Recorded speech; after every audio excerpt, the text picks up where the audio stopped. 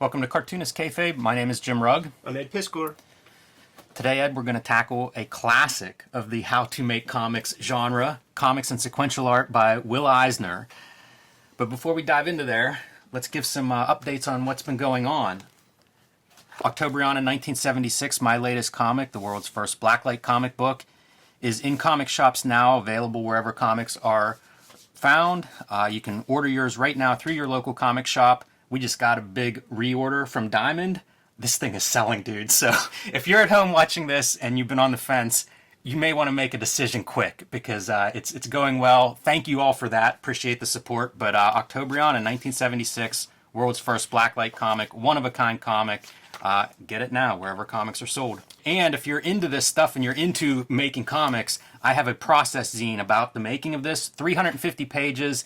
Little bit artist edition, a little bit how to make comics the Jim Rugg way, and that's available on my website, jimrugg.com. Patreon.com/Ed Piskor, serializing my comic Red Room online. Every Tuesday, new strips go live. There's more than 4 dozen pages up there right now. It's for the early adopters because there will be a print edition in the future. This past week, production-wise, man, one of those four-page weeks, man, and it turned, issue 4's story turned into a lady jail room. That character looks great. I'm such a fan of this character design. You should wait till you see her in her duo shade. You could check my Instagram and see what that looks like. The color and the sort of wet matted look of that is pretty gnarly. But issue 1 is almost completely up there. We're going to have some news on the print date for the actual paper editions of this. I'm striving, I've been working during this COVID madness to generate pages, and this is probably going to be a monthly comic by the time it comes out. I'm getting a bunch done ahead of time. And Tuesday, there's going to be a big auction at Sotheby's auction house, man. The first ever hip-hop related auction done at a big auction house. I have 8 lots of material that are being auctioned off. Links in the description below for each and every one of those lots. And the Ed Piskor Studio Edition is the Buy Me Now version of those auction items, man. Everything that we talk that is up for auction was pulled from this edition, and sales for this have been going through the roof since the auction has been announced, man. So That's an amazing book. Get it while it's hot. Highly recommended. Also limited.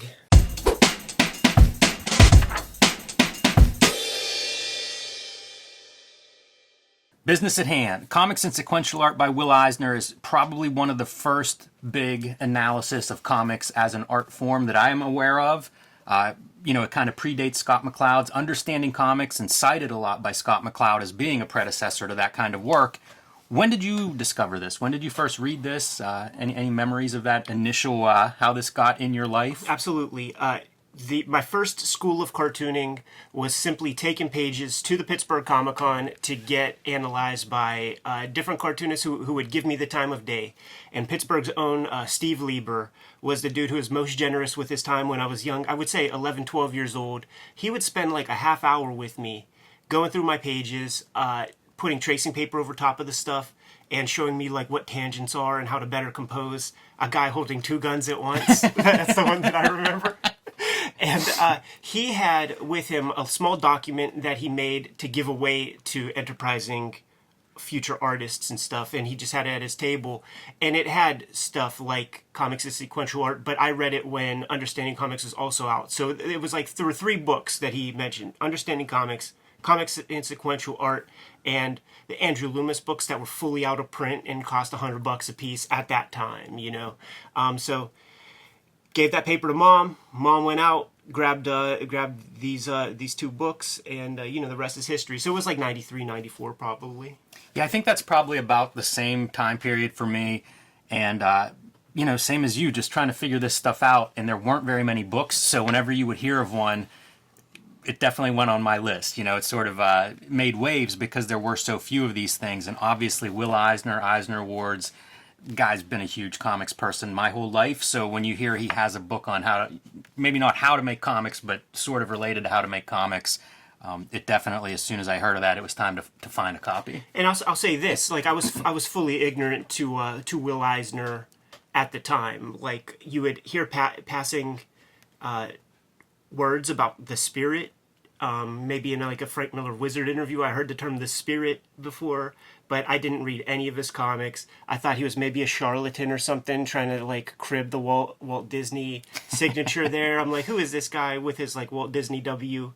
Grab the book. This is one of the things that immediately sold me. Seeing him sitting there with, ostensibly his original art, though it's photostat because you can see the page number and stuff. But I remember thinking, like, I want a setup like that. When I get older, I want to have a drawing table, and I want to draw on big paper and tack my pages up on the wall. Yeah, that's funny. I wonder if that is kind of pasted up, if that's a whole separate piece behind the photo, like if this photo's cut out and this is your background, added as a paste up. All right, well, I think that's a good entry point. Let's dive in. Yes. Now, Eisner was a teacher at the School of Visual Arts for many years, 15 years up to the point of putting this together. And he taught when it was like a Mount Rushmore of teachers at this school. He was teaching a class, Harvey Kurtzman was teaching a class, Art Spiegelman was teaching a class, all at the same time. That's incredible, man. Imagine that teacher's lounge coffee in the morning. Wow. And the pedigree, the kids who came up under him, we're talking, first generation Raw Magazine. We're talking Drew Friedman, Kaz, Mark Newgarden, Paul Karasik was a part of that crew. Probably some mainstream cats. My lettering teacher, Phil Felix, who became Harvey Kurtzman's assistant for many years and a journeyman letterer at Marvel. Like, those guys have a lot of stories from this period. I bet. Before we get into the actual chapters, I do want to note this is a 13th printing from 1994. The first printing is from 1985. A couple of notes. One, if you're doing more than one printing a year, you're selling books. And we were speculating on Poorhouse Press and who that is. I don't know if that's Eisner's own publishing imprint. It's out of Florida, so it wouldn't surprise me if it is. And if so, man, this would have been a profitable book to have in your self-publishing house. Again, I'm not sure that is his publishing imprint, but it might be. Either way, I think he did well with it. You mentioned that, and in high school, a little after this time in creative writing class, we put together a book about like local civic stuff. We each had to write an article or whatever. Cost about $60 to get the printed edition of our book, and it feels the same. The paper's the same. The cover stock is the same. So maybe this is what print on demand was circa 1994. Yeah, could be. So you mentioned, the background there with SVA, and I have to imagine reading this that he had to have seen a lot of How to Draw Comics the Marvel way. Like, in a lot of ways, as we go through this, keep that in mind at home. I feel like this is sort of an answer to that book in many ways. And I'm sure as a teacher, he was dealing with that. A lot of people coming in with those exact ideas in terms of how to make comics. And he just adds a lot more purple prose to go along with that, man. Not let you forget that this is an academic text, and at times, it puts you to sleep. Yeah, and it's, we should clarify that I've been referring to this as a how to make comics, but that's not exactly what this is. This is very much an analysis of comics as an art form, and so there is a lot of we spent some time with Scott McCloud trying to define comics. There's a lot of attention to that, like sort of describing comics, trying to define them, outlining the skills that are on display there. It's really, it feels like a guy entering this territory that hasn't been written down, at least. He's trying to formalize some language to really look at comics and stuff. The first chapter here is on reading, and I find it pretty interesting because when he says reading, it's not just words. It's how we understand the images. It's how lettering can affect it. If you're drawing lettering a certain way, we recognize that lettering is different than, say, dialogue or a caption, or it has some meaning because it's a block style or it looks rainy, all these different things. And it's a very much incorporating the graphic elements as part of the reading experience, which I love and certainly influences everything that I do and the way I think about this stuff. But pretty great concept, and we're going to see a lot of concepts that hold up and work well 35 years later, and we're going to see some that are completely irrelevant now for various reasons. I think the reading concept with graphic elements is one of those things that holds up perfectly and has gotten stronger over the years. It's pretty great to see some of the history of this that he gets into in terms of the graphics, the image and the text being separated, dating back to, say, the 16th century, and how that's come back together. I think more than anything, it's the internet that, has made that ubiquitous. It'd be weird now to see something that's just text at this point. I think I've used the example before, but I saw a press release recently that was just single-spaced text. Dude, it might as well be written in Greek. Like, there's nothing I'm going to read less than a page and a half of single-spaced text only. And I think the internet is kind of, no one even thinks about it. When I was a kid, it was weird if there were pictures in a book. Now it's like weird if there aren't. So I think he gets that part all right. And here you see text reads as image, where he's talking about some of the bridging the gap, say, between the text and the image, and reading those two things, adding graphic elements that sort of make those come a little closer together. This reminds me of, we'll see Chris Ware do this a decade later, talk about, when he has panels that are just like the word and or but, and it's rendered in a very typographic style, and how that sort of closes the gap between his imagery and text, where he's drawing very cartoony, two circles or eyes for a character, and it's closer in line with those kinds of title, treatment of text as graphic. Both good guys to talk about the word and picture coming together, Eisner and Ware, because they're also two of the best letterers in comics history. Yeah. And several times in this book, he's going to talk about meaning and how important it is for the cartoonist to convey that meaning to the audience. So, it's kind of, it requires both. It's the tree falling in the forest. If nobody hears it, does it make noise? The cartoonist's job is to figure out how to convey this meaning through images and words to that audience. And he brings it up several times, and I like that idea because, one, it is communication, obviously, but it's also that idea that we all kind of need to understand it. It's a common language, even though we're introducing things beyond, say, alphabets and letters. That language extends to drawing styles, whether it's lettering or art, and the images themselves, which will encompass all kinds of stuff like body language and perspective and things as we get deeper in. But that's the very first chapter he starts with, is that reading and what that means in a comic and how that's different than just reading a sentence. Imagery as communicator. Obviously, a comic, it's much more important for the images to convey this information. It's what you see first whenever you're flipping through a comic. So there's a lot more weight on the images being clear enough that we see the same thing when we look at it. Not a given, especially for a young cartoonist, let me tell you. I was just thinking, like, even examples like this, to look at, like, sort of as a young cartoonist, you get a lot of that intuitively, but to see it crystallized and kind of explained is a good thing. And this book, upon rereading it, I was trying to think, like sort of who is the audience here? Because it's not exactly a how-to.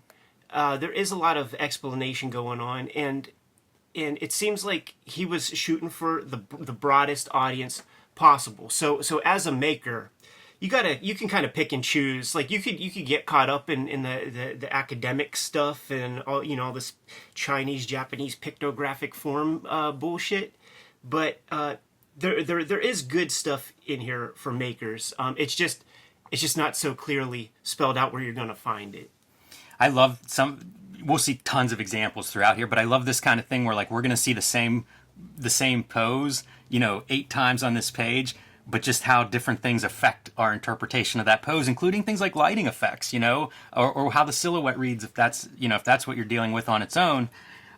So there'll be a lot of those fun examples. And as you say, Ed, from a maker standpoint, it is kind of, picking and choosing, and depending on where you're at probably as a reader when you go through this, as to what resonates with you. But he does do a good job, I think, in showing these examples, because some of the language is very abstract. If you were to remove these examples and try to explain these concepts, some of them are just going to be almost impossible to do with words alone. Yeah.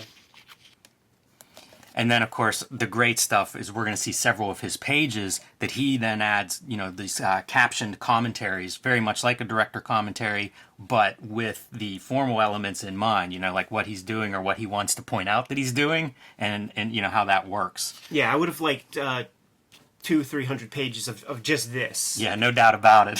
He could have annotated as many of his comics pages as he wanted to, and I would be on board. Mostly silent sequence, and he's just kind of describing the stuff required to sort of sell you on the idea. Set location, some pantomime stuff. Like if it's a silent comic, like it has to be clear to the people. So you might want to kind of overextend body language to sell everything you're trying to get across. Yeah, he has a note here about symbols like $sign and question marks are used throughout this rather than speech. I find that real interesting in the context of this book because those things aren't exactly drawings, but they're also clearly not letters. You know, it's a real blurring of sort of the imagery and how, again, we all understand all this stuff. You put a question mark in there, we understand what that means, but it's a weird element if you're thinking like words and images and then add a question mark. Which side? Where do you put that? Yeah, and it's some of the stuff that I love most about comics, and it really is a shame that a lot of comics like they try to push that away from the storytelling. And this was an important book to me growing up. I go to Kubert School in the year 2000, and like all the teachers, man, were like, like no lightning bolts coming from a person's back when, you know, they pull a muscle, like none of that bullshit. You know, this is Frank Quitely era. It's so weird in a lot of ways. You know, like comics, DC famously at one point said no more thought balloons. I think it was really that they outlawed. Yeah, I think that was in the 90s, and that always feels so arbitrary to me. Like your problems are not the use of thought balloons. I got to tell you. He refers to one of these characters when he's talking about like the body language. He refers to them as an actor. And Ed, you mentioned staging a minute ago. A lot of this language, it seems to come from theater in his mind. Yeah. But I also find it interesting because I would just call it characters, right? Once you say actor, then suddenly you have all of this stuff available to you. Everything that an actor has, you can then kind of think of your characters that way with things like motivation, body language, expression, motion. You know, I don't know that it's intentional on his part that, you know, actor is different than character, but it does sort of change the way I think about it. Yeah, like this, once again, this strip, it's a good example of all the things that he's describing. I remember thinking like, this fight scene will not do. Like everything I just said about like the teachers harshed on me. Like I remember seeing that. I'm like, that will not do. It's a pretty awkward pose under any style. But where you really see these ideas crystallize it and turn into something really meaningful would be when, you know, you have like great indie cartoonists of the 90s pulling some of these same tricks, but not having to be over the top. You know, like I think of Jaime Hernandez, I think of Dan Clowes, where they're able to do silent sequences and just with a turn of an eyebrow, you kind of know all that you need to know about like what this character's thinking or what their motivation is. It's exquisite, but I think you have to kind of start at this place in terms of, you know, comic art history. If you think of, you know, filmmaking, Eisner coming from the theater where gestures do have to play to the back row, compared to, say, you know, going into, you know, acting being a more naturalistic thing or whatever, method acting becoming in vogue in, say, the 70s or somewhere around there. That speaks to what you're describing, right? The different ways of, because they are, you know, it is this body language thing, and how extreme is it? I like to think of extreme with Will Eisner. If he visited the studio, maybe, but see what his bad rock looks like. Yes. Another example of comics without words, although there's a couple of sound effects in there and a sign, without dialogue, we should say, but a very different way to put together a page of, you know, wordless or dialogueless comics. Very cool to see him doing wordless and no dialogue comics, and then also seeing them in different styles even. This page blew my mind. Yeah. Like I immediately sought out this Life on Another Planet comic after just like sort of seeing this page and seeing how well it read, seeing how there were no panel border. There's so much about it that blew my young mind because it's like I had just a very rigid idea of what comics was, and it was steeped in Marvel and DC and probably Image at this time. This was a very important kind of gateway drug into broadening my young cartooning horizons. Yeah, I agree. He is great at the not panel border, or not a solid kind of panel border. And there's a chapter on that later in this book But it is that was something I took from his stuff too. Whenever I started to see it, where it was like, how does this read so well without blocking off your panels? Like, it was such a strange thing to try to decode and understand how to do it. And a far cry from Marvel DC. And nobody was looking for this either. Like, you wouldn't be able to break into Marvel or DC with this kind of page. They would immediately toss your page to the side and say, like, get some borders across there. So this is a guy who spent decades self-publishing, created name equity enough. Like, this comic was a kitchen sink comic when it came out as like a graphic album or whatever. So he had the reputation to be able to kind of like pull this off. Like, a dude isn't coming off the street able to sell something like this, I don't think, at that time. Now, much different landscape these days. And this is extremely complex. Like, from a compositional standpoint, you're seeing where like the white of these figures go up against like a black scene in order to make that distinction between like a different panel or a different moment. That's pretty complicated composition. Like, to what you're saying, I couldn't have done anything. I might still not be able to do this, but I certainly couldn't have done this when I was doing sample pages and trying to figure it out. Like, this would have been so far above what I was capable of, even in terms of thinking. At least the panel borders. And I wonder if Marvel and DC used that kind of more rigid panel structure at the time because it's simpler. And it's for kids, and also like just there's a lot of what I've been finding while trying to draw like a monthly style comic. There's a lot of value in the half-inch gutter.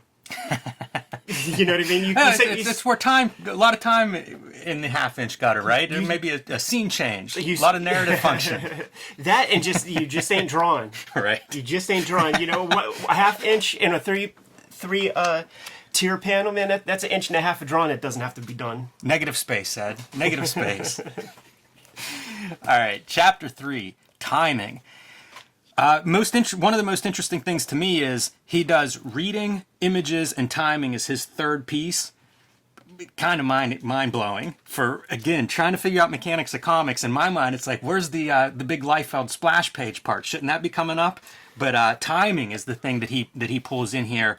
And really, a huge part of comics, obviously. You think the reading and the imagery is space. Time is the other element for any kind of sequential thing. And so a couple of basic variations here showing you how you could do this scene and what the difference is between these two approaches. I got a big smile on my face, man, because Wizard Magazine at the time, when Greg Capullo was running the show with the Brutes and Babes type feature, he was doing versions of this in there, and he would extend a sequence to like 22 panels, which I really loved. But I was familiar with the idea, and I think what really inspired me about comics from the jump was the sort of magic from one drawing to the next, and sort of how a story transpires like that, man. So this is definitely a chapter I took to heart. And while making pages, it was sort of fascinating before my eyes in like thumbnail stages to like see how stories can change depending on like what goes in that subsequent image. Yeah, there's a lot of room here. I think, there's parallels to almost any kind of storytelling, from stand-up comedy to movies and wrestling. Timing is essential for all of those things, and comics being no different, falling in there. And he talks about, this is how you can manipulate psychological impact of these sequences and things. And it just reminds me of comedians where you'll see them like working on a bit and saying it different ways and sort of rearranging it to try to get the maximum impact. I think there's a lot of parallel there with the comics arrangements. Wear a mask, people. Your vapors are coming out when you're saying words. Wow. One of the pieces that's still relevant here 35 years later. Yes, sir. This section gets into the framing speech, which is basically word balloons and how to codify those. We've looked at some older comics, like when we look at old comic strips, you'll see how strange the speech balloons are before people really figured out how should this look. It's such an abstract concept. My words cannot be seen. That's the truth of it. It's that one piece in the comic that's just kind of bizarre and in no way realistic, except we understand it to mean something. And what it means is this is a sound. So he goes through and kind of traces some of this history and evolution, and it goes from just being an indicator of speech to then, oh, you could change the shapes or the borders around those speech balloons and add some extra meaning, make it more important, or that it's coming out of a machine, or that it's a thought balloon, Again, kind of intuitive if you're a reader, longtime comics reader, but it's still one of those things as a maker that you got to think about, especially if you're doing everything yourself. When you do stuff like this, you get to get your book in campus bookstores in major ways. You get to make sure you have several print runs, man. It's very easy to sell to academia. You just got to do some breakdowns like this, and whenever possible, let's get prehistoric. We talk a lot, whenever we see books, we talk a lot about if they're using a font and how that font meshes with the art. Yeah. So this comes up here. Typesetting does have a kind of inherent authority, but it has a mechanical effect that intrudes on the personality of freehand art. It must be carefully considered because of its effect on the message as well. So, the example of the mechanical set type here, you see it a lot in like manga translations. It doesn't bother me very much because I guess I've seen it enough now where it's like, okay, that's fine.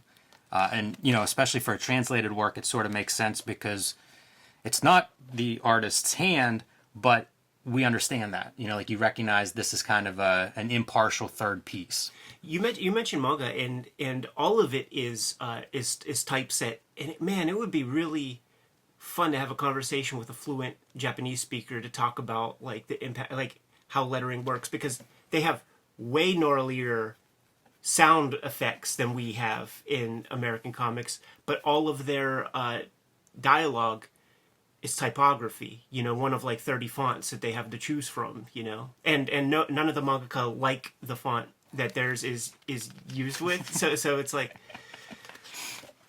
see, that's a cartoonist. More examples of just timing and the idea of different sizes, what takes up time, what slows down a reader, more dialogue, less dialogue, larger panel, longer panel, and how these affect it. He compares it to music, which I've seen a lot of cartoonists do that. I know nothing about music, so in a lot of ways I don't think this way, but I mentioned Chris Ware a minute ago. Chris Ware has certainly talked about comics and their relationship to music in his mind. Eisner extends it to Morse code. And see, all of this, once again, academic hoopla that fucking bores me. Show me examples. I'm a visual learner.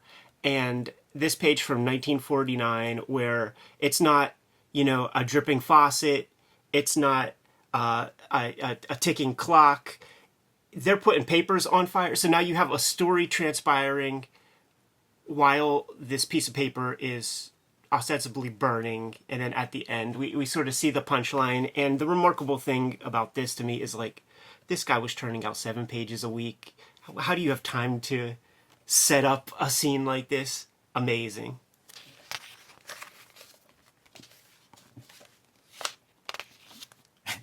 Another good example is dripping faucet and a fuse on dynamite burning down. The third example that could have been here, especially in this expanded 1994 edition, is Spawn's countdown, his power meter.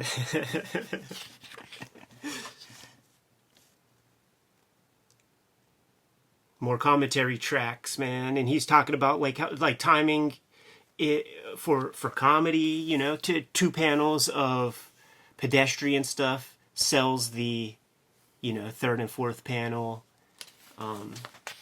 We got the dripping faucet. So clearly, like, Eisner, when at a certain stage when he's doing the spirit, to keep it fun for himself, he's playing with different things. You know what I mean? Like he's got different ideas for his like little 7-pagers, and this was a timing story that he had in mind.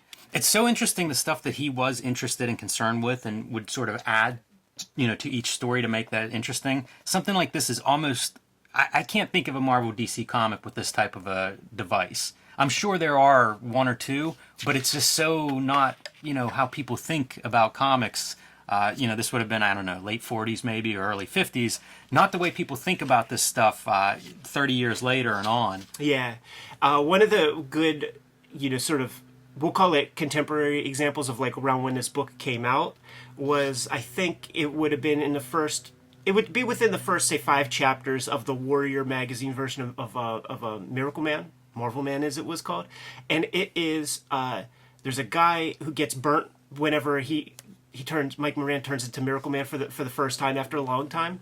One of the criminal dudes, he's in the hospital, and some covert agent like comes into the hospital, chokes him out, and you see the 4 minutes transpire on the clock on the wall behind, as like panel after panel, as this person's like providing some kind of soliloquy as they're choking this person out. That's great. It makes me think of No Country for Old Men whenever the cop is choked out in the beginning, and it seems like it's a close-up of him being choked, and whenever they pull the camera back, you see all these boot heel prints in the floor of like he's kicked 500 times in the process of dying out there. Another good one, Seven Samurai, just in 2 seconds, like the time that transpires when you just like watch this fire just go out. Like it's like 2 seconds, boom, fire's there, fire's not. It's all good. Also, when Omar is stalking the funeral home, and you look at his shoes, like as the camera pans down, and there's many, many, many cigarette butts. Well done. These commentary notes are so great. Eisner talks about things like, the vertical panels, like the skinny panels, sort of building tension, adding this almost like quicker time. And it makes me think of things like Bernie Krigstein and Master Race, and also some of his like keys. He's done that a few times where he's playing with panel shape to really manipulate time for the reader. And I have to imagine Will Eisner is very conscious of Krigstein's work, and probably several cartoonists think that way, right? How to manipulate time with these panel sizes and shapes. Reacquainting yourself with all of this stuff as a student, it's really is the perfect time to like really play with this and study this shit, because like I don't know if you have many friends who were in film school or whatever. A lot of pretentious filmmaking being done when you start learning Gestalt theory and all this kind of shit. And I think that's what happens when you bog yourself down with like all of this info at once. You're going to start getting real crazy experimental, and it might sacrifice your storytelling. Yeah, not a bad thing. It's always a progress, but you're 100% right about that. And you can see it with other cartoonists. Like, you can see these guys that go on to be masters, where early on they might be doing too much or learning a new trick, learning a new hold, as it were. This is kind of weird. Perspective is altered to add time lapse without altering the rhythm in this sequence. It's incredible. This whole annotated story is all timing. Yeah. So you see him talk about the pace quickens and the panels crowd each other. Really interesting to see that kind of notation, but I wonder as a reader, I don't know that readers are all picking up on this stuff, or maybe they are. Like, maybe this really is, subconsciously it registers as a reader, all of these tricks. There's no science to this. This is an art form, so we do what we can, you know what I mean? Like, it's all theory. There is no law, so, I love this note, too, at the end. The rhythm is slowed to a conventional pace. The story ends with a comfortable wide panel. So you have this, like, manipulative story in terms of time, and then whenever you get to your big climax and post-climax, it's kind of like, okay, back to normal, He does this a few times where he kind of talks about that baseline and how effective that is as a storytelling device. Is you establish that baseline, the normalcy, and then if you deviate a little bit, it has a much greater impact. And we'll see it again in some of the other commentaries here. So, chapter 4, the frame. This is both a reference to, say, a page and a panel, but more specifically, it is what moment are you showing? What information are you specifically showing? And again, he references the audience. Like, what do you need to show for the audience to understand what is happening, or what you want them to think is happening? In a lot of ways, to me, this chapter is, in software terminology, shovelware. It's bloating up the book in a way, because we're dealing with everything that he's talking about here throughout the rest of the book, essentially. You know what I mean? It's everything you just said. Need we say more? It reminds me of film editing. That's kind of a hobby of mine, is to read about film editing, and a lot of it comes, it's the same concept. Like, get in late, get out early. What do you need to show? What's extra? Cut that. So I think it's a similar concept. it's editing. You know, like it's all these things that are a little bit. You just don't think about that when I'm trying to draw comic pages, especially younger. When I was trying to draw comics pages, none of this stuff was going on in my head. You know, it was so basic. And especially if I was working from a sample script or something where I didn't have to really think too hard, it was just like draw Batman sitting on a rooftop. This part reminds me of what Scott McCloud calls closure, and it's just the idea of, we'll show you a little bit. Most readers are going to understand that there's more to the spirit than just his shoulders and head, that there's a body there. It's just this is the way the panel is cropped. I recommend everybody check out Art Spiegelman's Malpractice Suite comics to see how he plays around with those ideas and expectations. That's funny. When would that have been before this? Yes. Yeah, it was an older comic. Yeah, because Breakdowns was in the 70s, and that was a part of that as well. But we'll have to look at that book at some point, because there's some talk about like how to make comics. That thing will spin your head around. Yes, sir. A little bit about the panel border having basically the same potential as like a word balloon. You know, you can do shapes that mean different things. We often, you know, that B panel here with the rounded edges, flashback panels, right? Or maybe the character's drugged and they're going out of consciousness, maybe something like that. Dream panel with C, and then D, something exciting, edgy, anxious going on. So, again, I feel like most of this stuff's intuitive. You know, if you're going to write a book on the subject, it is a matter of putting those intuitive ideas down on paper, but I don't know that there's anything too deep here. You know, I think most people can grasp this pretty quickly. He does talk about the open panel, and the function of the open panel, it provides a sense of serenity and sort of that the world is much bigger. Yeah. You know, we're seeing this piece, but it's much bigger because of the open panels. I like hearing him talk about that because I've never really considered exactly how an open panel works. And I think there's two types of open panels. One is narrative, like he's describing, where here's a little shot of the sea and, you know, you can imagine the vastness around it. The other part is almost a design piece, sure, and we've heard lots of cartoonists talk about have an open panel on each page. And I think that's more of balancing the visual rather than using it as a narrative. Which is important, you know, as a cartoonist. You know, you gotta make that page work. Yeah. This comment, he mentions the absence of a panel outline here, narrates the duration and time in the limitless locale. So a chance to play with timing even. You know, you think of the panels as these units. Once you remove that border, then it becomes a little more nebulous as like how much time is how long is he wandering through the snow here. I associate all of the frame as structural support.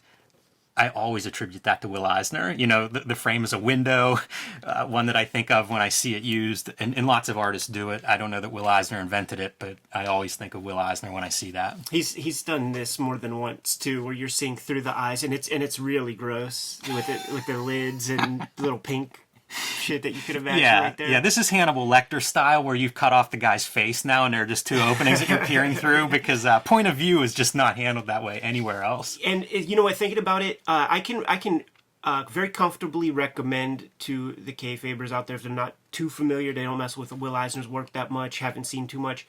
The Warren magazines you could find reasonably cheap, and they are not linear. Like, they just dance around and have a bunch of stories. And the ones that they collect, it's all like the interesting formal stuff. So like in issue 1, there might be one of these kinds of stories in there with the looking through the character's eyes and stuff. Yeah, it'd be worth going through one of those at some point too. But the old Warren ones, like I got those right after this, and they were like $1, $2 at the time. I actually gave all of mine away because I have all the kitchen sink stuff, and I actually regret it because you know, they're printed bigger, they're on better paper and stuff.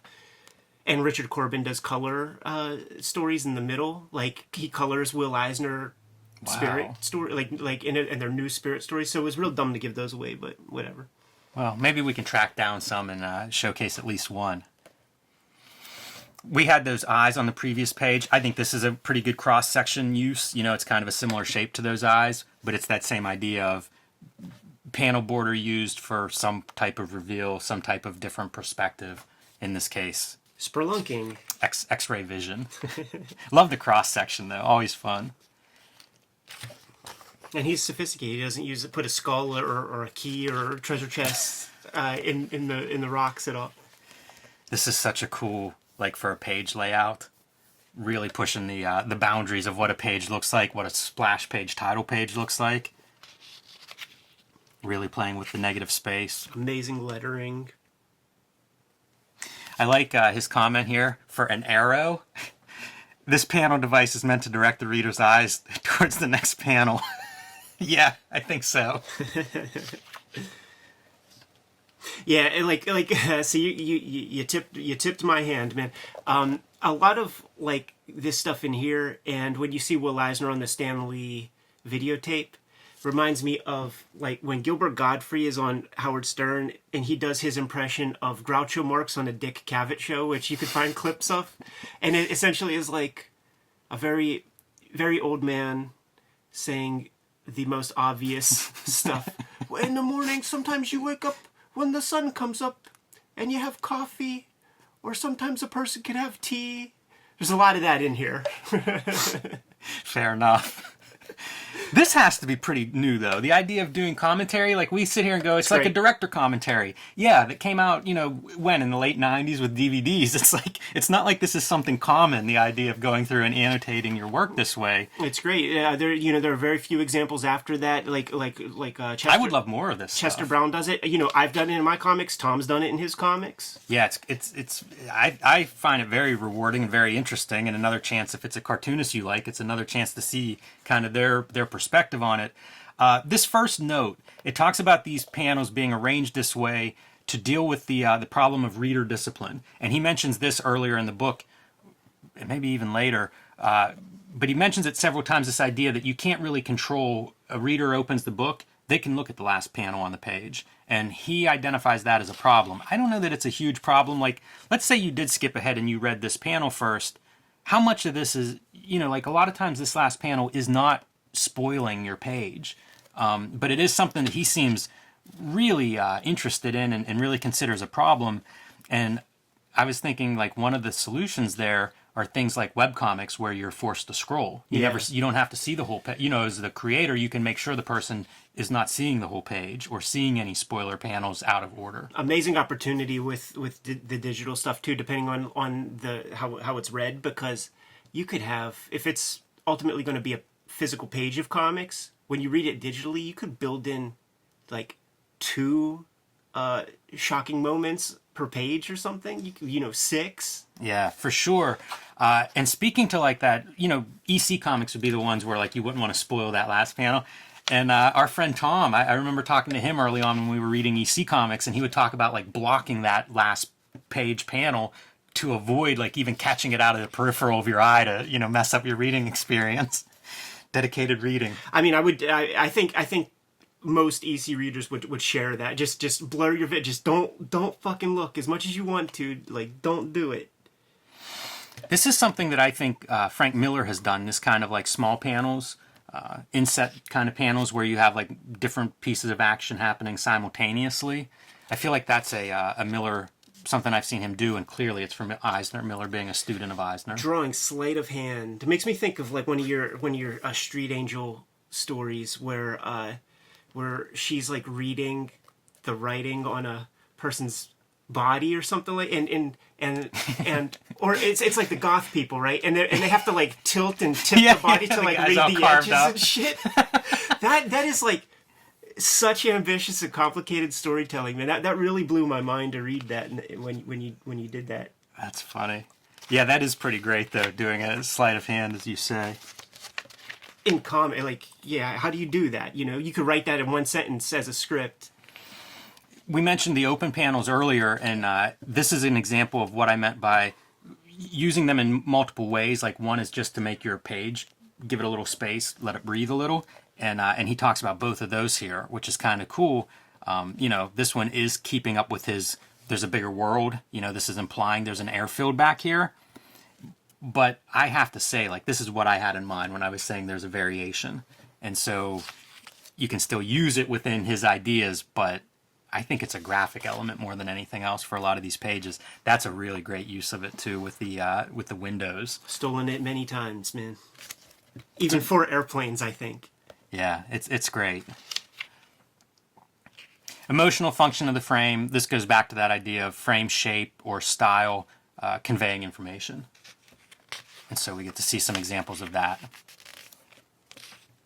Another example, like this would have been in one of those early Warren magazines, man, and just like the rattle of the train, like after this time, Kurtzman with EC will do a lot of this shit where, this is a great rickety train and it really sells that movement and that vibration. And Kurtzman will do that like on pirate ships. Where It's great. It's such a great effect. Yeah. Yeah, that's a brilliant one. Here he says that these shapes, these kind of like weird rippled edges, they imply uncertainty and impending danger. And it reminds me of like almost like a slasher movie, whenever they would cut to like point of view of a slasher, it kind of feels like that, like you're stalking this person.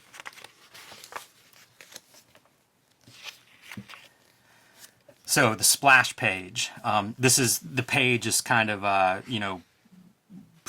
a bigger version of a panel, essentially a unit that you're using, a canvas, I guess. Talking about kind of the splash page, parallel to How to Draw Comics the Marvel Way. Got to have the splash page in there. I miss them. I mean, they were great. He's one of the greatest splash page Yes. artists ever. And the examples that he shows here are, I guess, like redos or something. Like he had to trace or something. Because, like, it's not taken from the original of what these are, except that, and that one from the bottom with the spanking. Yeah. That's like one of the earliest like Spirit stories, and that's like kind of one of the weakest splash pages that he's ever done. Yeah, that may be a personal fondness or something. That may be a popular one too for the bad girl pinup cheesecake element.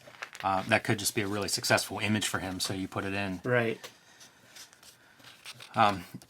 Page's meta panel, this is that same kind of deal, is really looking at the page as a unit. These are some fun examples to go through where he's breaking down what he's thinking on these pages that are kind of like omni-paneled. Like we had the sleight of hand example a couple of pages ago where we were seeing like an inset of action that was happening concurrently. In a lot of ways, that's what these pages are, where there's kind of a overarching scene or moment, and then there are these smaller panels within. So this is a good example of that. It's these two guys, having dinner. I guess they're criminals putting together their plans or whatever. And this is the overall scene, right?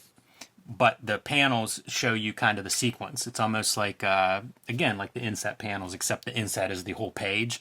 This reminded me a lot of Dark Knight Returns, the page layout, the Right. panel layout. Not exactly the 16-panel grid, but that same kind of like a lot of small, kind of quick moments. This is also, I think, some of the more abstract concept, because all pages, to some degree, you're trying to balance things out. You're trying to tell your story within the panels on that page. You may be breaking up your pages so that there is a cliffhanger at the end, or a scene is contained or fits well. So I don't know about this theory of his, this concept of his. To me, this one's a little bit harder to define in a way every page strives for this. If this is like a how to draw book, this is the part that we joke about where it's like draw football, like put some lines in the football. Now draw Tom Cruise. Like this is the this is the complex stuff that like he's talking from a perspective of a guy who's drawn 10,000 pages of comics. So keep up, That's a good way to describe it, Ed, because it is. I think of this all the time. Like, if this is for his students, these are concepts they are not going to be thinking about for a long time. Right. You sort of have to learn to walk before you run. You got to, learn to ride that bike before you're doing backflips off ramps or whatever. We're all in this early stage with this book, and this is very advanced. It's fun to see it, like it's amazing the graphic elements that he's doing, where like the smoke in the scene that ties several panels together and maybe the whole page. He's also using his word balloons. It's nice, it's great as a reading device, but it's super complex if you're trying to make comics. Like this is, the high dive when you're learning to swim. Like this is really complex stuff. If you're in university and you're in an advanced calculus course, you keep up or you fail. Yeah, that is where we're at with this. That said, man, it is just tour de force of page layouts. Like, wow. That's what I love about these later works, man. He's really playing around with that stuff. It's very fashionable to talk shit on him, and for this kind of melodrama or operatic, sort of storytelling. But there's a lot more to pull from this stuff than there is to sort of make fun of or whatever. And it is nice to have his commentary on what he is seeing, what he's trying to do, and how he's trying to do it.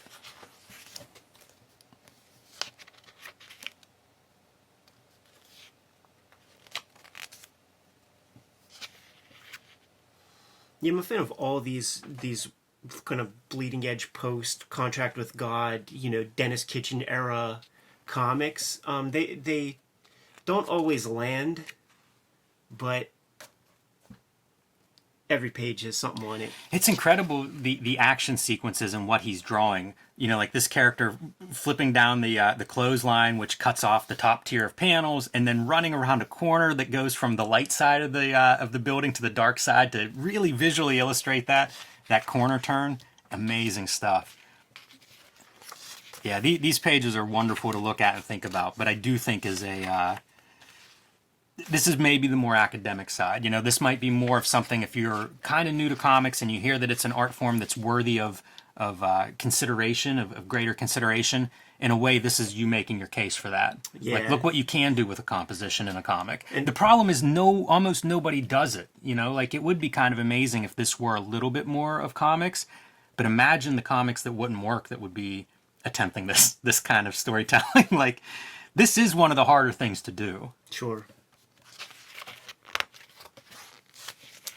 Just get 10,000 pages under your belt and start playing around. Yeah, I guess that's the answer, right? This is another one of those chapters that I don't know that it has an obvious application to most comics making. This is such a specific story where the super panel as Page, where he's basically running, pages within pages, like subunits. Yeah, this is a flex, man. He's showing off right here. Yeah. And then, of course, it goes back to the normal part. And I do like that part, how he kind of grounds all of this stuff within.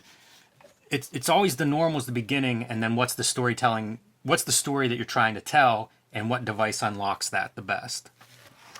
It's pretty awesome. To me, like panel composition, this is the stuff that pays off. Mm-hmm. And there's several of these pages that go through this. So this is what's actually happening, and then how best to show that, how he builds his panel, bring in your secondary elements then once you've got the centerpiece the way you want it. Talking about perspective, which also obviously applies to your panel compositions. And again, this is parallels with film. Certainly this was touched on in How to Draw Comics the Marvel Way. Probably any how-to comic book is going to talk a little bit about perspective in terms of what does eye level do, what does a high shot do, what does a low angle shot do, and that's what these are. They're just examples of how that different raising or lowering the point of view creates a different sense of what that, doom or knowledge, things like that. I love this. This is showing us like a low angle and a high angle, and then making like a little diagram of how this would actually be perceived if you were like on the spot watching this.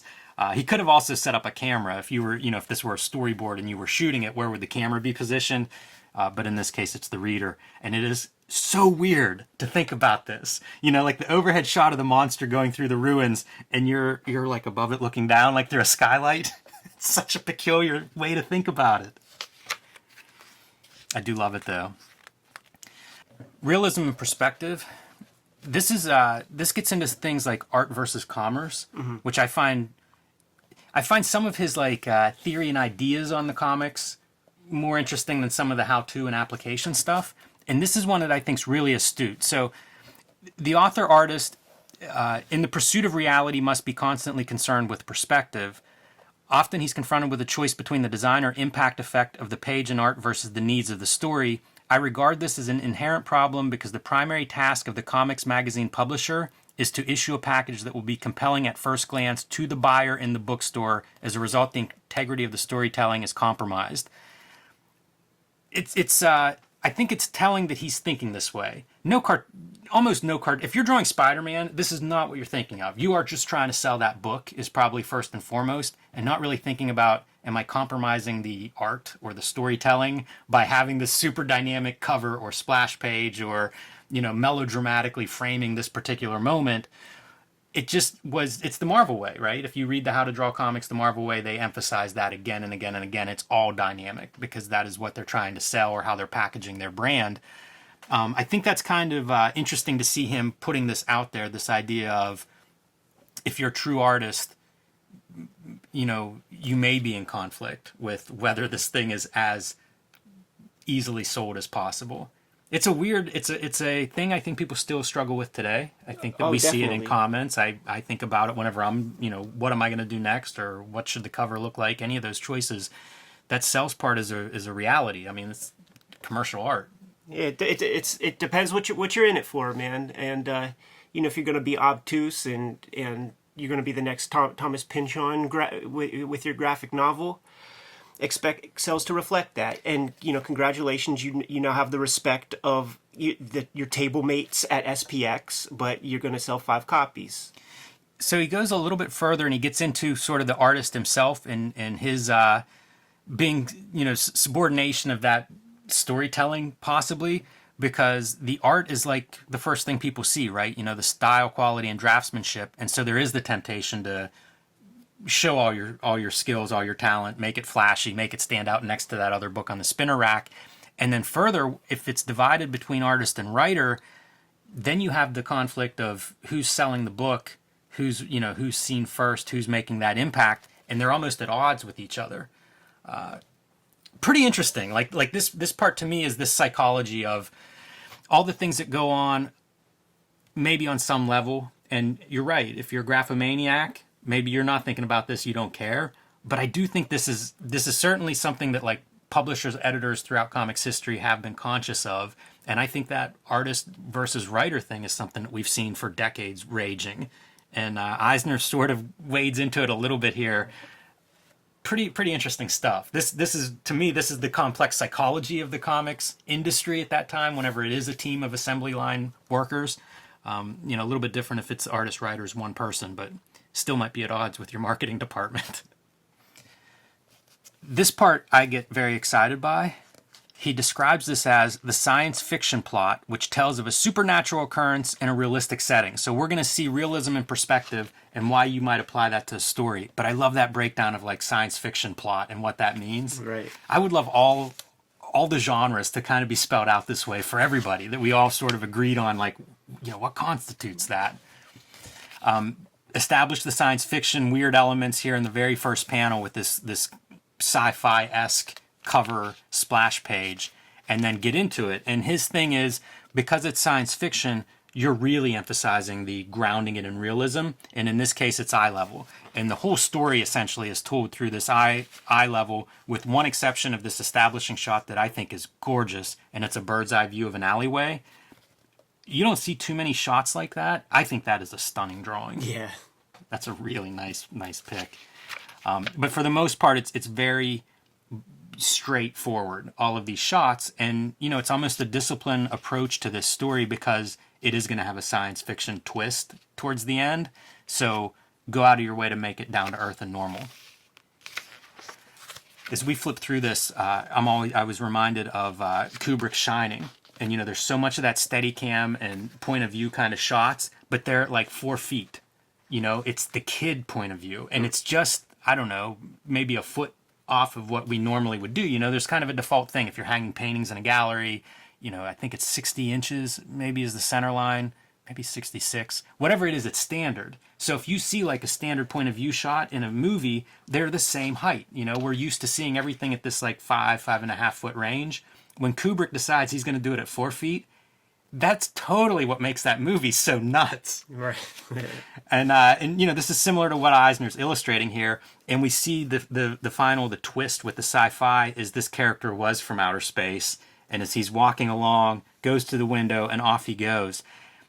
It's great. It's great because then over here, this is what if you had gone into more exotic compositions and points of view, how that would look, but also how much that would undermine the impact of having this guy walk eye level out the window and then take off. You know, the very last panel really showing that sci-fi piece.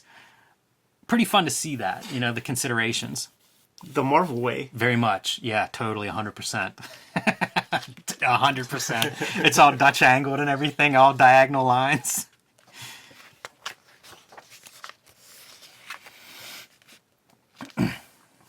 Now this is where he gets into his most pantomime-y, expressive anatomy.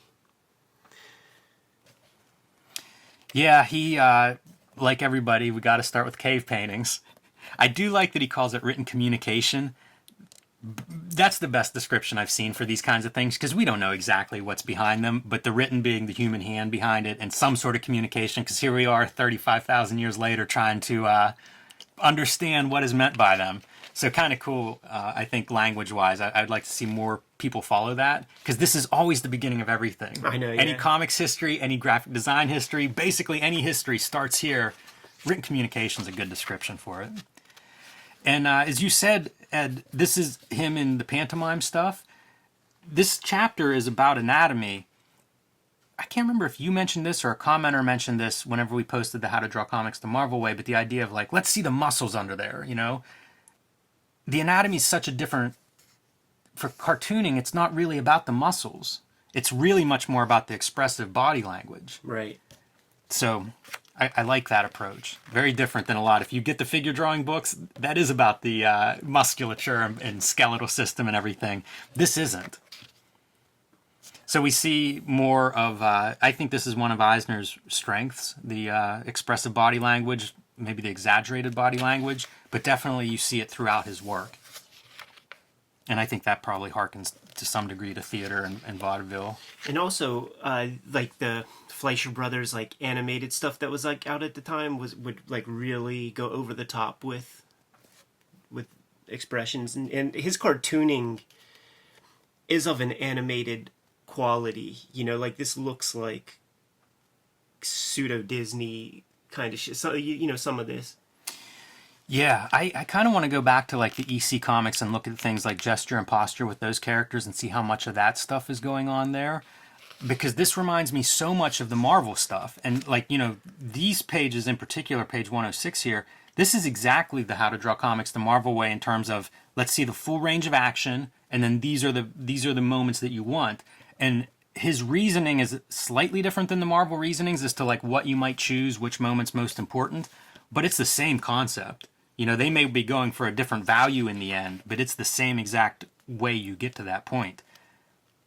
And it makes me think, like, how standard was this with all cartoonists? You know, was this common language? Was it all, you know, was everybody thinking this way?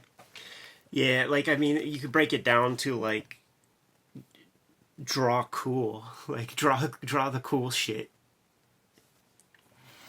This is more of the editing, so this would be almost like the animated sequence where every frame is shown, and then like which ones do you want to pull out? The key frames. Yes, yeah, key frames. Yep. This is just a gorgeous page, 108. I think it's stunning. I remember like just like learning that, you know, the cartoons with the big eyes come from Japan, and I remember thinking like, is this a page of manga? Interesting. You know, yeah, even the way the figure seems simplified compared to the backgrounds. Yeah, there's some commonality. Which, you know, same thing I was saying about like, let's see how the EC guys approach gesture and posture. It is all the same goals. You know, like it's not too surprising that somebody that's a practitioner of comics like an Eisner is going to arrive at a similar destination as, you know, a Japanese mangaka that has how many 100,000 hours in. Right. You know, like you're going to figure out these things that are effective and what works well for storytelling, and there's certainly going to be overlap. Applying this kind of anatomy and expression to the face.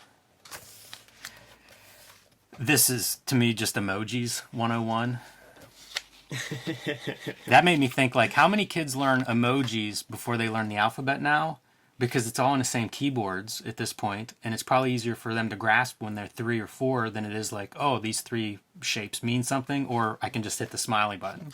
We will go to Idiocracy where the buttons on the cash register are all just going to be like little pictures. Hamlet on a rooftop is going to be the example for the body language and acting here. And this is like the pushback on the term sequential art amongst cartoonists. Like this is where we get into like the pretense of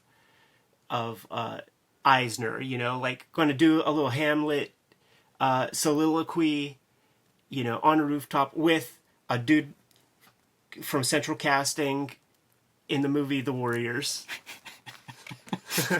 That's funny. It supports the thing, though, if in your mind these are actors, this is would be a common acting exercise. And they're like very famously, like Steve Buscemi, like in these early 80s, late 70s, like he was doing this kind of shit, like in New York. Like right. I think, was it either Chris Claremont or Innocenti on our stuff, was on our shoot interviews, was talking about like going down the street and like seeing Buscemi do shit.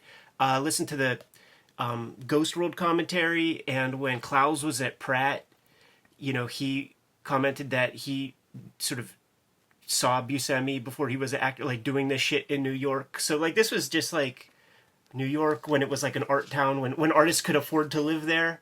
This is the kind of shit that was going down. It's funny to think that way. I was thinking like anytime you see an acting class in a TV show or a movie, they're doing this kind of stuff. Chris Moltisanti.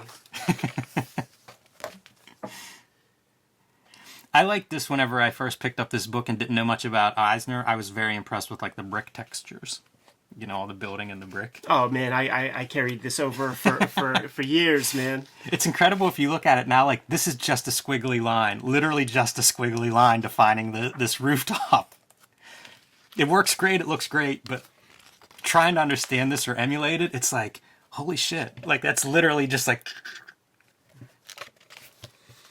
crazy gray textures that he's getting. Like it comes from running the image through a photostat machine with a dot screen underneath. You know, maybe pencil. Probably pencil. Yeah, I'm not sure. It's hard to get that texture next to ink like that, so. Yeah, like it would be the photostat machine that would do it, because as long as your blacks are like true black, it'll be black when you run it through the photostat machine, the camera.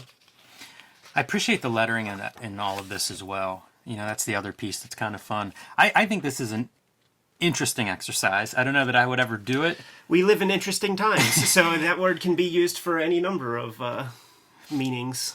I could see this being an assignment you would give students, you know, like in a cartooning class, that is the actor part. You know, it is kind of like, and I think it does use some of the other comics pieces, you know, the lettering, especially the framing. I think there's a lot there that applies to comics, but it does feel a little bit like a previous generation's thinking, you know, the idea of actor versus character. Yeah. Where to crop off the lettering is an interesting exercise as well. Writing in sequential art, this feels like a little bit anti-Marvel, anti-DC, anti-assembly line, and it kind of gets into how you write for a comic, why being an artist writer is preferred, and you know, it considers things like the Marvel method of having a plot, you know, having a loose idea of what happens, but then leaving it up to the artist to figure out how to visually represent that. Again, a little bit abstract. You know, I think this isn't so much writing and structure and things that you've got to do to make a good story. This is much more nuts and bolts about how comics are put together between a writer and an artist. Some examples of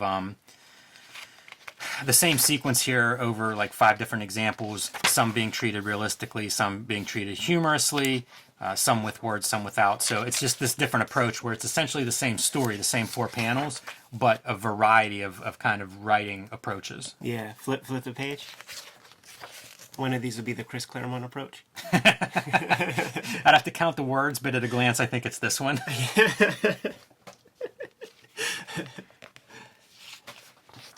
I guess a rough indication of what you need in a script.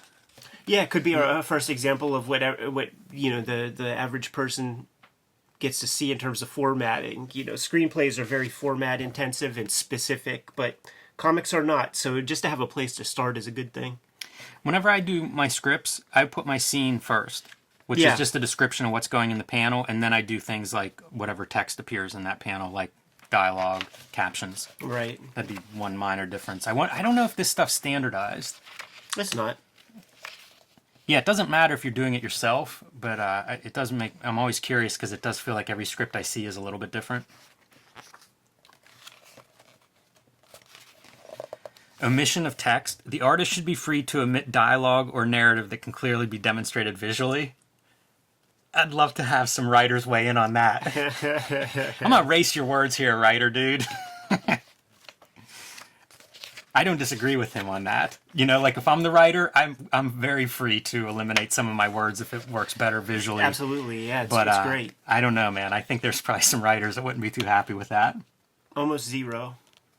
Dude, this is one, the outer space story. Whenever I grabbed this book, I was in pencil mode, like I wanted to grow up and draw a monthly Spider-Man comic or something. So like I didn't even think about writing.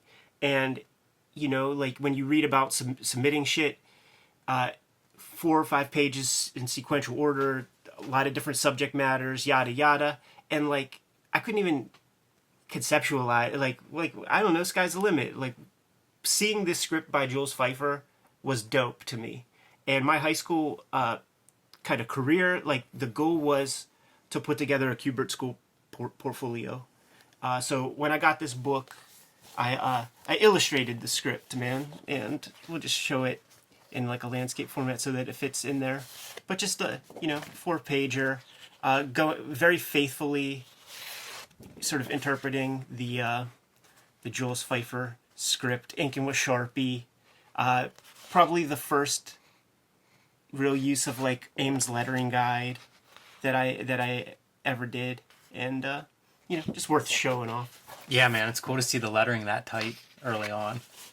Yeah, right. Like there's an attempt there, It feels like that's a leveling up. It was one of those things too, man, where it was going to be sent to the Kubert School. It was going to be considered, and like it would be my first real critique. So I'm like, let me try to not get dissed too hard. Sample pages. Yeah. Showing some of his roughs. We have a video that shows his sketchbooks that Dark Horse published, I guess excerpts of, but it shows these kind of stages of several of his graphic novels in that. And I would encourage people to go check that out if this is of interest, because, it's him showing his writing process, which is done on the page in the art. And I have a great admiration for cartoonists that work this way. Man, Chris Ware's name comes up again and again this episode, but several artists do this, where they're really doing their writing in the comics format, and it makes total sense to me, and you can see a lot of Eisner stuff. That video of his sketchbook is a good example of it, because I think it has about half a dozen of his books, and you get to see them in that written state, in that draft. There'll be a link in the end screen, I believe. And Chapter 7, Application. This seems like it would be aimed at students. Like, what are you going to do whenever you get out of here with this? And he has 2 main outlets. One is entertainment comics, which, even the rise of the graphic novel at the time. And then the other piece is technical instruction comics, tutorial type stuff. And he comes from that. Eisner has lots of experience in both. He was doing all those manuals for the armed forces. So you get to see kind of examples of that too. Makes me realize that we probably have like a missing piece in our collection. So Kayfabe's P.O. Box 3071, Munhall, PA 15120. If you have an extra copy of the Harvey Kurtzman herpes comic that was made for the GIs during the Korean War. Yeah, and by extra copy, we mean 2 extra copies. We'd like to keep this team together a while longer. We need at least one for the video. More of the instructional comics. These are attitudinal instructional comics. This is probably one of those sections that's a little bit dated in that, applications and outlets for making comics certainly it continues to evolve all the time. If you go back, because there are comic how-to guides, for the previous 50 years. Often, like, the ink companies would put those things out. But they would show examples of where can you sell your cartoons, and it's so fascinating to look at those. Probably the correspondence courses have some version of that.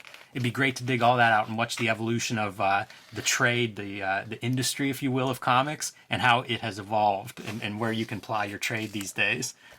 Storyboards included for half a page entry here.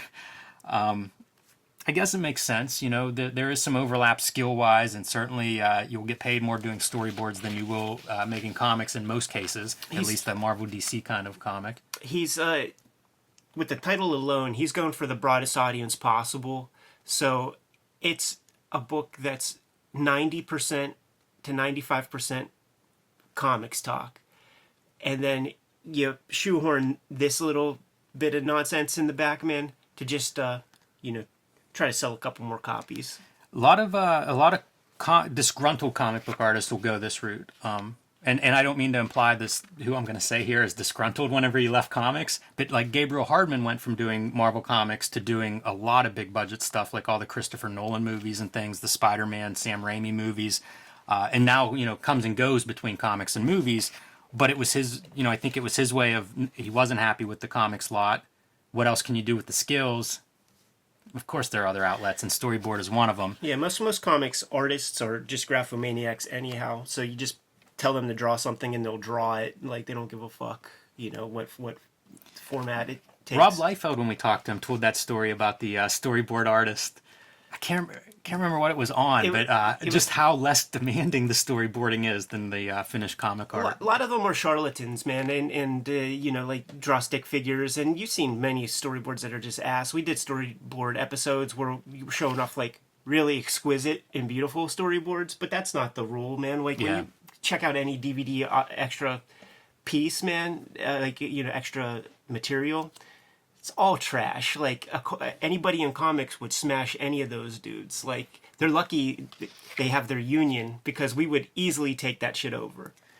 Teaching, learning, sequential art for comics. I like this diagram. This is kind of a rough what you need to have some proficiency at to make comics, and man, it's a lot of hats that you're wearing. Mechanics, how things work, motion force. Dude, like when you look at like some of the, I was looking at a Buscema Conan comic, and there's this like torture machine, and you look at it closely, and you're just like, Buscema's a sick fucker, because it looks like you could build this thing. Like he's like thinking about it too much. Well, see, that's the how things work. Yeah, that's exactly. That's under Will Eisner's mechanics. Exactly. How to build torture devices, believable torture devices. And just some further overview of those skills broke down. And finally, he gets into the mechanical processes of making this stuff. All right, Ed, that is Comics and Sequential Art by Will Eisner. I think it's not the best of all these books, but also this was a kind of an explorer. This was the beginning of this idea of like, let's try to elevate comics, at least in the eyes of people that are outside comics, that don't appreciate them, that think they're for kids only. This was one of the early major influential voices that were really saying it's worth looking at these things. Interesting document, written by a person who was exploring the medium for about 45 to 50 years at this point, 15 years in an academic space as well. Sort of who better than Will Eisner to write, an early venture into this. And, it's clearly Will Eisner's vision, for warts and all. Yeah, and I think there's a lot of value in it. I wonder what his legacy is if he doesn't write this book. He with the Eisner Awards, like he's viewed a certain way, right, as this master super influencer. If you take away this book, I think he might have a little different legacy, because this is the kind of book I imagine most cartoonists at the time would have read and at least had thoughts on. Mm-hmm. I come to it after the fact, but when McCloud's book comes out, I was reading at that time. Like I picked that up when it was published first, and it felt like everybody was talking about that. So I assume that Comics and Sequential Art would have been a similar thing. And, especially guys who were into him, like a Frank Miller, like you have the most popular cartoonist in America at the time being a fan of yours. I would bet Miller read this and had conversations with his studio mates about some of these ideas.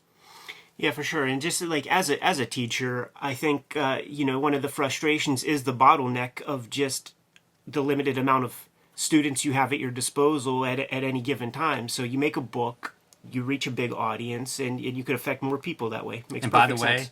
you make a textbook, and you'll be in good shape. Because I'm sure this has been picked up and taught and read in several college classes over the last 35 years. Yeah, so that's what I'm saying, man. Like some of these chapters are built for that because, like they would get sold into campus bookstores ad infinitum. It does make me wonder now, do you think this is his best-selling book? I'm sure it is. Wow. There's no, I mean, what would the second best-selling book be? Dropsy Avenue? I don't think so. Well, the first graphic novel. And that's definitely not, there weren't that many copies of that thing out there. This is definitely a million percent. Like, probably close second is by a multitude of hundreds of thousands of copies. Wow. All right, Ed, that's all I have on comics and sequential art. Let's get out of here, man. We have our own comics and sequential art to concern ourselves with. Kayfabers, like, follow, subscribe to the YouTube channel. Hit the bell. We'll notify you when new videos are available. Octobrion is in stores right now. Can be ordered by your comic shop. There are a limited number of these Blacklight comics, man, so get them while they're hot. Red Room is being serialized on Patreon. Patreon.com/Ed Piscor. $3 gets you the archive, and we're solidifying the publishing schedule, which means that when it is solidified, I might have to increase the output on the Patreon so that the readers there get first dibs on everything. And my Sotheby's auction is going on Tuesday at 6 p.m. Eastern Standard Time on the Sotheby's website. Links below for the lots available of Hip Hop Family Tree original artwork. You can subscribe to Cartoonist Kayfabe e-newsletter at the links below this video. You can find Cartoonist Kayfabe merchandise and t-shirts at the links below this video. Like I said, we got comics to draw. Give them those margin orders, Jimmy. Read more comics.